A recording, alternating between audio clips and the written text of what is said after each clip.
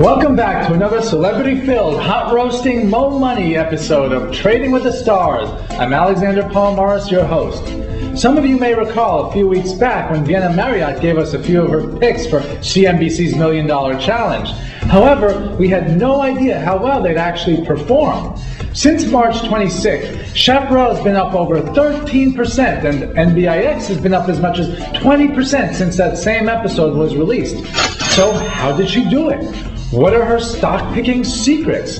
We're here today to find out. Hi, Vienna. Great to see you again. How's it going?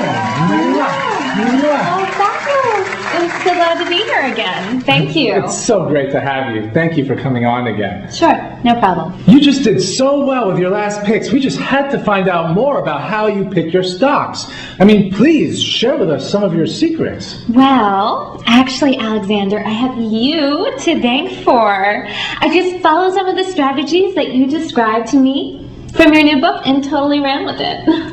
Really? Wow, that's great. I had no idea. Oh, shut up! Really, you're such a tease. I finally got to read your book, How to Win the $1 Million Challenge, and I can't wait to try all the strategies you've cooked up to help people make some money. Oh, thank you, Vienna.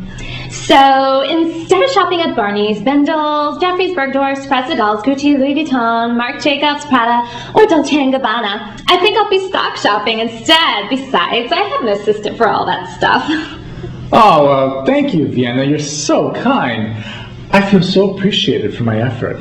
So, Vienna, perhaps you can share for us a little bit about the strategies you use to pick CHAP and NBIX. Oh, sure. Not a problem, Alexander. Besides, you already know I love to share. So, first of all, I remembered how you were saying the basic materials sector was so strong right now. And especially the steel and iron industry groups have been really hot lately.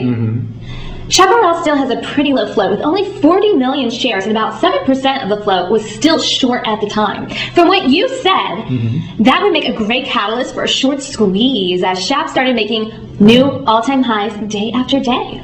It was also making float range breakouts from those highs as well, meaning that a good part of the stock's tradable float was probably tied up with smart money. That's very good. Yeah. The stock also pays a small dividend, and even after its big move, still only trades at a price-earnings ratio of a bit over 12. It's also a small SAC Capital holding, the totally hot hedge fund run by Steve Cohen. No matter what happens with the market, the stock just keeps going higher. Amazingly, I still haven't seen the stock blow off on heavy volume, which is what you have told me tends to happen at the end of a big move in a stock. I started scaling out of my position, though, because I really can't imagine how much higher it can go. That's great, Vienna. Thanks for that analysis. Wow, I didn't realize you were actually listening to little old me when I was telling you all that stuff. But I've got to say, I'm really impressed by how much you picked up. Yeah. Alexander, don't let this facade fool you. I'm one clever cookie. So, why don't you tell us a little more about NBIX, Neurocrine Biosciences? With pleasure. NBIX recently had a big move after presenting at a conference, and the next day it fell back 50% of that move, which is where I was looking to buy based on the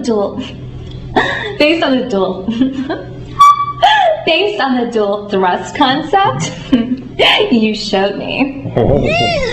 Besides the fact that I already know NBIX because its sleeping pill is supposedly one of the best on the market, it was also heavily shorted. And from looking back on the chart as to how these moves materialized in the past, it seemed logical that the traders caught short NBIX would pile in even more, hoping NBIX would, go right back down where it started. Of course, they were all disappointed as the stock squeezed them all the way to nearly $14.50 from a low of $12 a share. That's perfect symmetrical move to the first wave that exploded higher. I'm flat on this now. I mean, on the trade. Well, I'm glad you clarified that for us there, Vienna. Thank you again for that great explanation. Finally, do you have any more picks for us to check out? Actually, Alexander, I do. I absolutely love using your chart montage to find stocks moving steadily higher. And I came up with some real hot and sexy picks. I gotta bring up one that I absolutely adored when I first spotted it a few days ago because of its 7% short interest and steadily accelerated uptrend, which is Sinclair Broadcast Group, SBGI. Very interesting. But now it's starting to break away sharply from its trend line, so while it may be worth, sticking with until it blows off on heavy value, from what I've learned in your book, I'd be wary of, initiating a new position in the stock. I also like Church & Dwight, CHD, which also has been trading steadily higher. So the short interest isn't high at around 3% or so, but it has been steadily rising, even though some insiders seem to have taken the opportunity to sell a few of their shares. You would think that would make the stock go lower, but the stock doesn't seem to care, and is probably keeping a few people short, or at least on the sidelines. I hear you. So long as it keeps edging higher, it's staying put in my portfolio. It sounds like it's nice for a stock to stay in your portfolio, isn't it? Oh, it certainly is. Oh my. So, Vienna, do you have any other picks for us today? You little hot-to-trot celeb investor, you. Oh my. Sure thing. I also like ONXX Pharmaceuticals. Oh yeah, that's ONXX. Yes, love the drug companies. Which received FDA approval for its new drug, Nexavar, back in February, a kidney cancer drug developed in conjunction with Bayer for treating advanced forms of the disease. It's the first drug in 12 years to be approved for kidney cancer. It's a very interesting story. So the stock shot up, over 17 points on the news, and has been tightly consolidating near its highs for the past several months since. So a few days back, it made a float range breakout and has since been finding support around the midpoint of that move. Very interesting.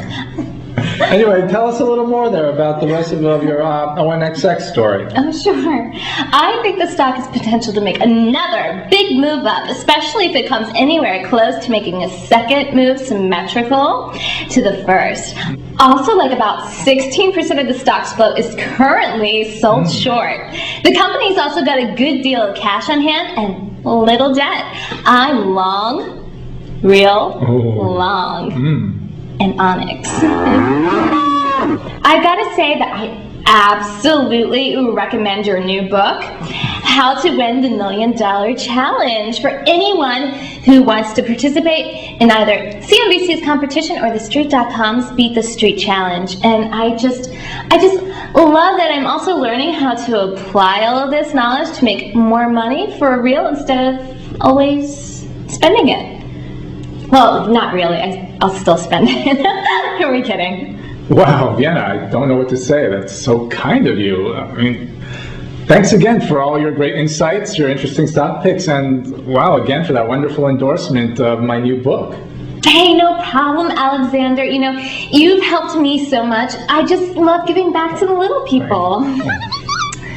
And it's so fabulous that you're also helping others too. Thank you, Vienna, so much for all those kind words and for all of your time today out of your busy investing schedule. Oh, it's my pleasure.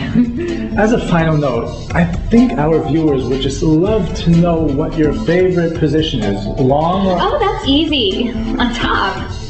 Always on top.